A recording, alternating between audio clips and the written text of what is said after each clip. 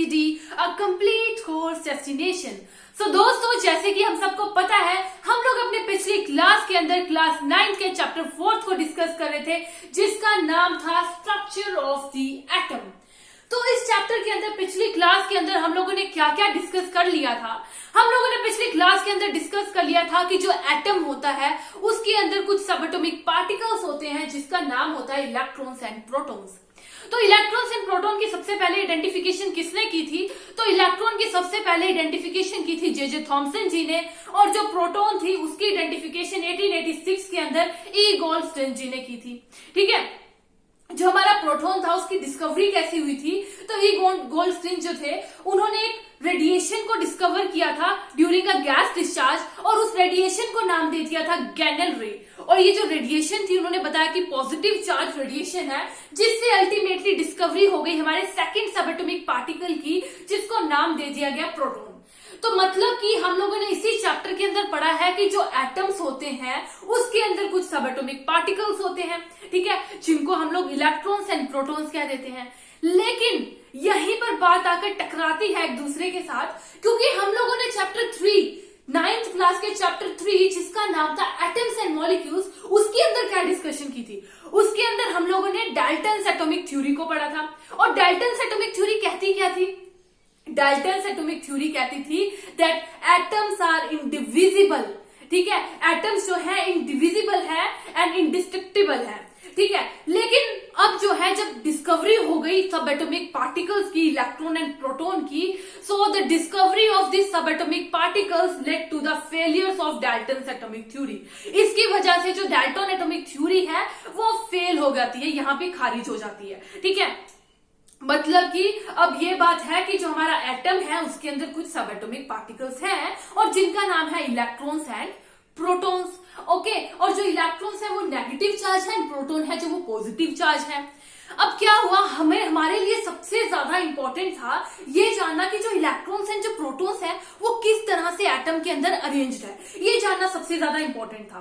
तो बहुत सारे ऐसे साइंटिस्ट आए जिन्होंने अलग अलग जो है मॉडल्स को प्रपोज किया, लेकिन जो जे थॉमसन थे, J Thomson was the first person to discover a model for the structure of atom. Atom के स्ट्रक्चर को बताने के लिए उन्होंने सबसे पहले एक मॉडल को डिस्कवर किया, जिसका नाम था Thomson's model of an atom, जिसका नाम था थॉमसन्स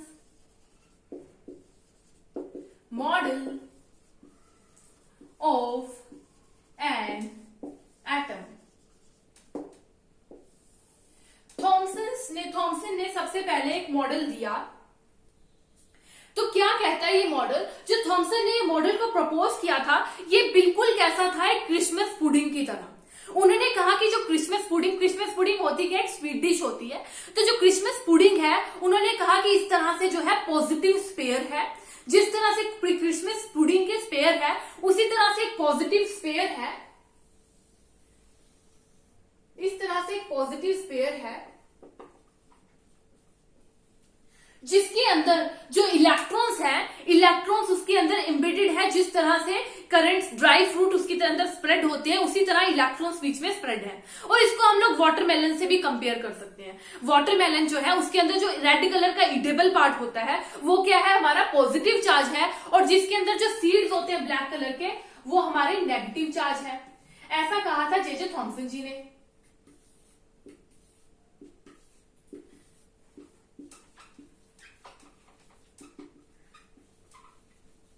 तो क्या कहा कि जिस तरह से वाटरमेलन के अंदर रेड कलर का ईडेबल पार्ट होता है वो पूरा क्या है, वो पूरा है पॉजिटिव चार्ज, पॉजिटिव स्पेयर है, और उसके अंदर जो ब्लैक कलर के सीड्स होते हैं उस तरह से इलेक्ट्रॉन्स जो है स्प्रेड है, होल ओवर पूरी जगह पर स्प्रेड है। ऐसा कहते थे हमारे J Thomson.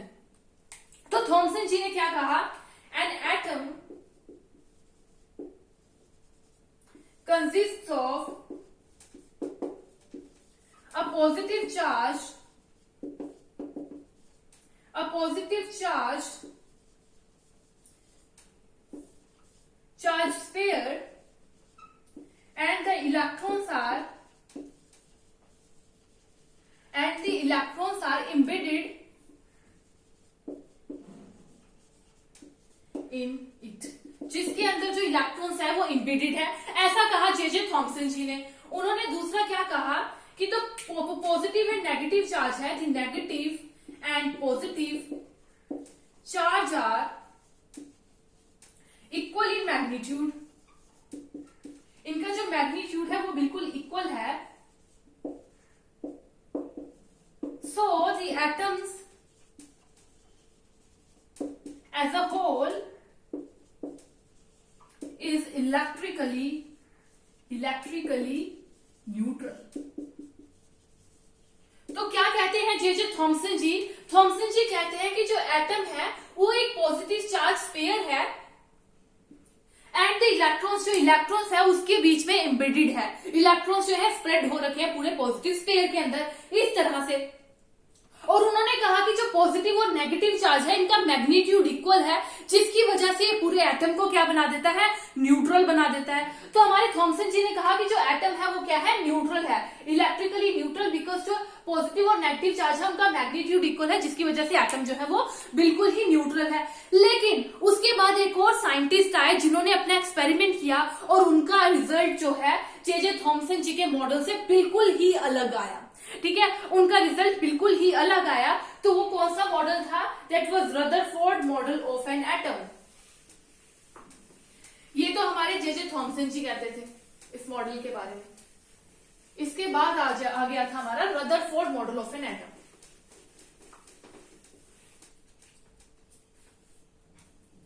Rutherford model of an atom. तो क्या हुआ, जो अर्नेस्ट रदरफोर्ड थे, अर्नेस्ट रदरफोर्ड बहुत ही ज्यादा इच्छुक थे ये जानने के लिए कि किस तरह से एटम के अंदर इलेक्ट्रॉन्स जो है अरेंज्ड है। इसके लिए उन्होंने एक एक्सपेरिमेंट प्रपोज किया, उन्होंने एक एक्सपेरिमेंट किया जिसके अंदर उन्होंने क्या कहा कि जो अल्फा पार्टिकल्स हैं, अल्फा पार्टिकल्स बहुत ज्यादा हाई स्पीड में आते हैं और एक गोल्ड फॉइल के ऊपर जाके टकराते हैं। उन्होंने कहा कि अल्फा पार्टिकल्स जो हैं बहुत ही ज्यादा हाई स्पीड में आ रहे हैं और जाकर किसके ऊपर फॉल हो रहे हैं? ऑन अ गोल्ड फॉइल के ऊपर जाकर गिरते हैं। तो सबसे पहले तो जो रदरफोर्ड थे उन्होंने जो गोल्ड फॉइल लिया, गोल्ड फॉइल क्यों लिया? क्योंकि उन्हें बहुत ज्यादा पतली थिन लेयर चाहिए थी, बहुत ही ज्यादा पतला फॉइल चाहिए था, इसलिए उन्होंने गोल्ड को चूज किया। और उन्होंने जो थिन लेयर ली थी वो अबाउट 1000 एटम्स जो है थिक थी, अबाउट 1000 एटम थिक थी।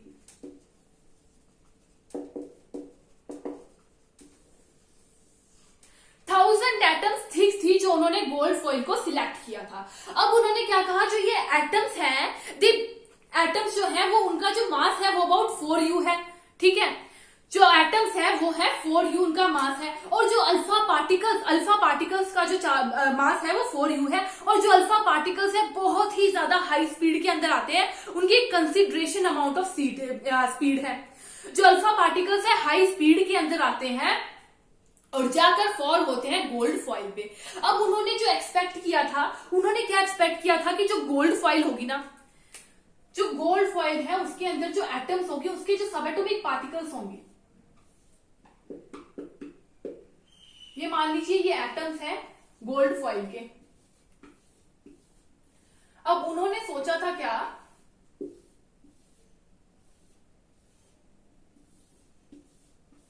उन्होंने क्या सोचा था कि ये जो एटम्स है इसके अंदर जो सबएटॉमिक पार्टिकल्स होंगे, जो एटम्स के अंदर सबएटॉमिक पार्टिकल्स होंगे, गोल्ड के एटम्स के अंदर जो सबएटॉमिक पार्टिकल्स होंगे, जब अल्फा रेज आएंगी तो इन सबएटॉमिक पार्टिकल्स से डिफ्लेक्ट कर वापिस चले जाएंगे या फिर कहीं मुड़ जाएंगे। लेकिन जो रिजल्ट आया वो बिल्कुल अनएक्सपेक्टेड आया, जो भी उनका रिजल्ट था वो बिल्कुल अनएक्सपेक्टेड था।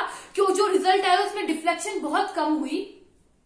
ऐसा क्यों हुआ? क्योंकि जो अल्फा पार्टिकल्स थे वो प्रोटॉन्स से ज्यादा हैवियर थे। तो हमारे पास बहुत ही ज्यादा अलग रिजल्ट आया इस एक्सपेरिमेंट का। क्या रिजल्ट आया कि जो अल्फा पार्टिकल्स थे, most of the alpha particles pass straight through the gold foil. बहुत सारे जो अल्फा पार्टिकल्स थे गोल्ड फॉइल से बिल्कुल स्ट्रेट चले गए। ठीक है, most of the alpha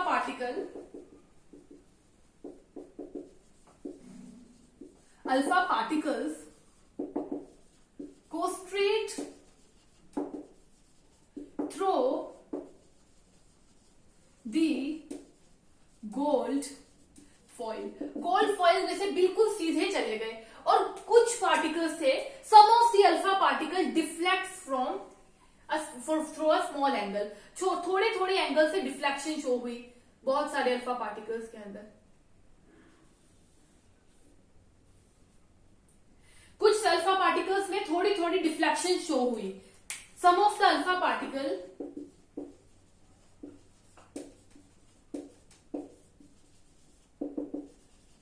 deflects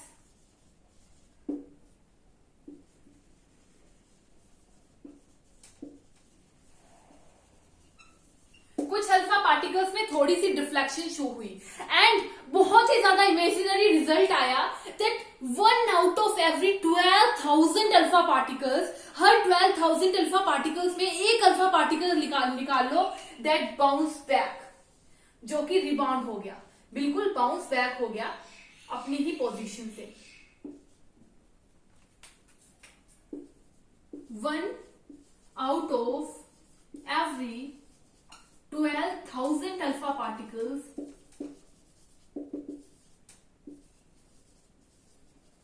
और बाउंस बैक 180 डिग्री पे बाउंस बैक हो गया एक अल्फा पार्टिकल. ठीक है, तो ये जो है रदरफोर्ड के एक्सपेरिमेंट की जो है जितनी भी आउटपुट्स आए थे ये आउटपुट आए थे. तो अब उन्होंने क्या कंक्लूड किया, रदरफोर्ड जी ने क्या कंक्लूड किया इस एटॉमिक मॉडल से, इस एक्सपेरिमेंट से क्या उन्होंने कंक्लूड किया था,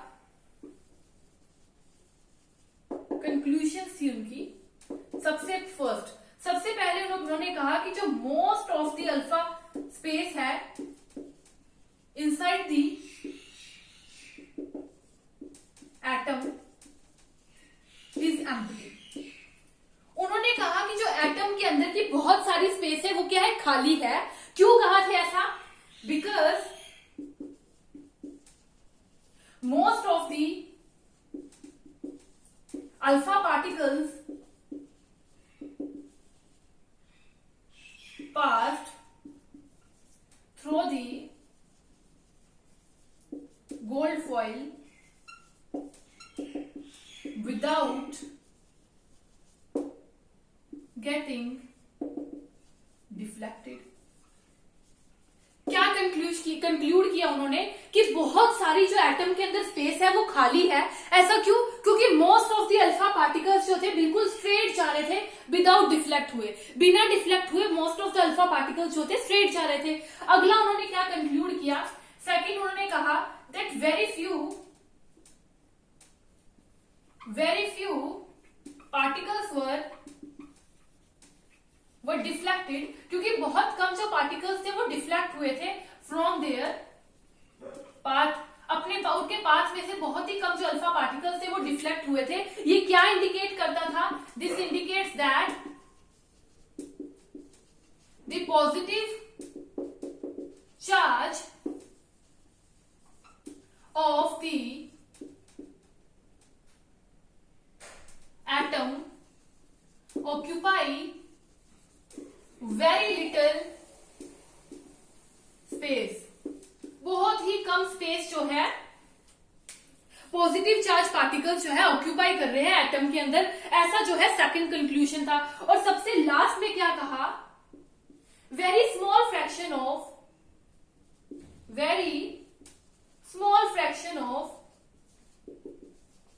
alpha particles were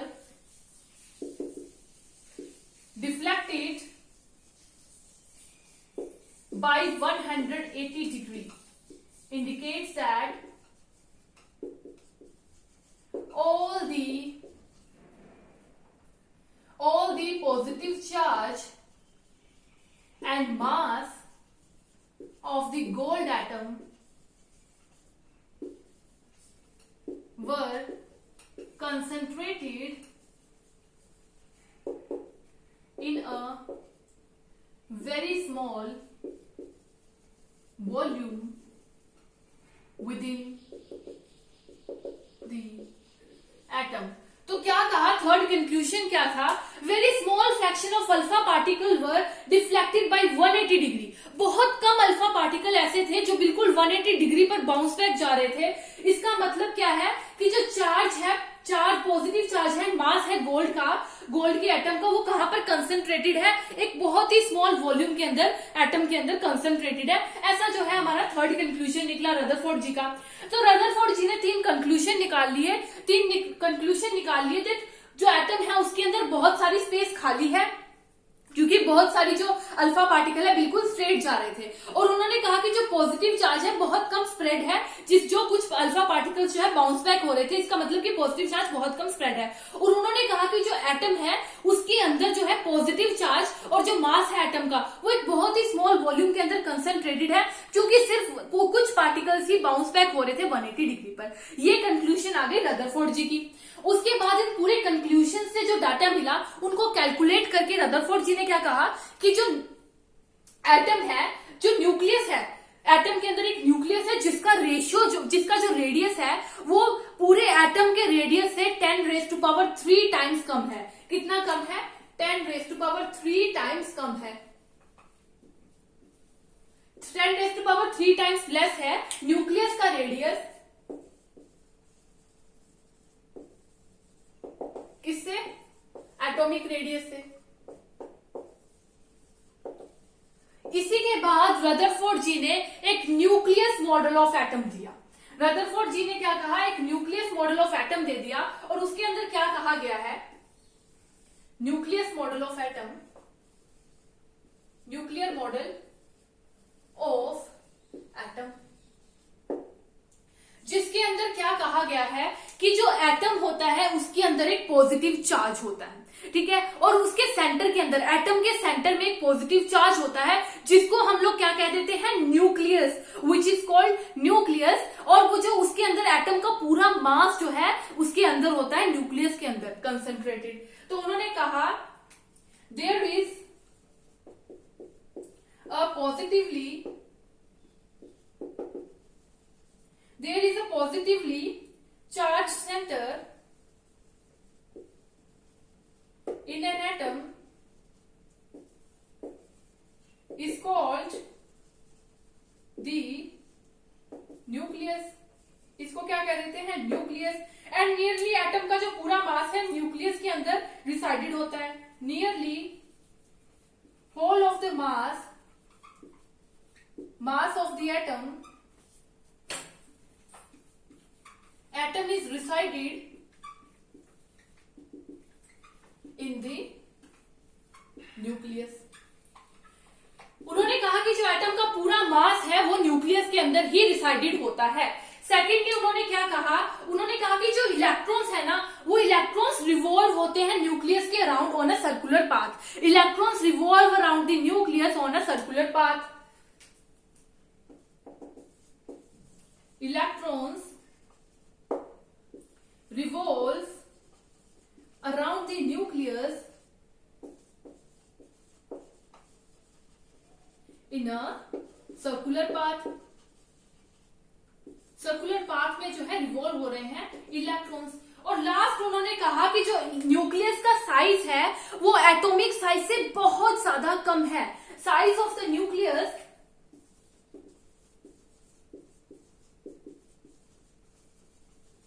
is much less than the size of the atom।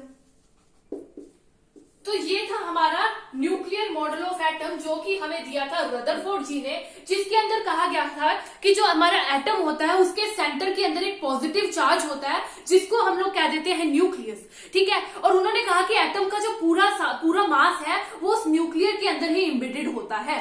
फिर उसके बाद उन्होंने कहा कि जो इलेक्ट्रॉन्स होते हैं, इलेक्ट्रॉन्स जो है न्यूक्लियस के चारों ओर सर्कुलर पाथ के अंदर घूमते हैं, रिवॉल्व करते हैं। एंड लास्टली उन्होंने कहा कि जो न्यूक्लियस है, न्यूक्लियस का साइज जो है एटम के साइज से बहुत ज्यादा कम होता है। अगर हम एटम के साइज और न्यूक्लियस के साइज को कंपेयर करें तो न्यूक्लियस का साइज बहुत ज्यादा छोटा होगा एटम के कंपैरिजन में। ऐसा जो है न्यूक्लियर मॉडल ऑफ एटम कह रहा था। अब जो रदरफोर्ड ने एटम का मॉडल दिया था उसके कुछ ड्रॉबैक्स भी थे, और सबसे बड़ा ड्रॉबैक क्या था that is stability of the electron. उन्होंने कहा था कि जो इलेक्ट्रॉन्स हैं वो रिवॉल्व करते रहते हैं न्यूक्लियस के around with high energy, high speed के साथ, और एक टाइम पे वो एनर्जी को रिलीज कर देंगे। एनर्जी को जब वो रिलीज कर देंगे तो वो स्लो डाउन हो जाएंगे, और जब वो स्लो डाउन हो जाएंगे तो अल्टीमेटली जो है न्यूक्लियस के बीच में गिर जाएंगे। अगर वो यहाँ पे रिवॉल्व हो रहे हैं और उसने एनर्जी लॉस कर दी और धीरे धीरे होने लगे तो एक टाइम आएगा जब वो न्यूक्लियस के बीच में गिर जाएंगे। यही था हमारे रदरफोर्ड मॉडल ऑफ एटम का ड्रॉबैक। ठीक है, तो आज की क्लास में हम लोगों ने क्या कुछ डिस्कस किया है। आज की क्लास में हम लोगों ने जे थॉमसन जी का मॉडल देखा, उसको अच्छे से डिस्कस किया, जो कि वाटरमेलन से हम लोगों ने कंपैरिजन किया था जिसका। उसके बाद हम लोगों ने रदरफोर्ड मॉडल ऑफ एटम देखा, और रदरफोर्ड मॉडल ऑफ एटम के बाद उन्होंने कंक्लूड करके एक न्यूक्लियर मॉडल ऑफ एटम को भी बताया, जिसके कुछ ड्रॉबैक्स भी थे। तो ये तो हो गई हमारी आज की क्लास। तो कल की क्लास में हम लोग अपना अगला मॉडल डिस्कस करेंगे, अगली टॉपिक्स को डिस्कस करेंगे। तो आज की क्लास हम लोग यहीं पे खत्म करते हैं। एंड जो भी इस क्लास को देख रहे थे, लाइक शेयर सब्सक्राइब करना मत भूलिएगा। लाइक शेयर सब्सक्राइब जरूर कर दीजिएगा। Thank you friends.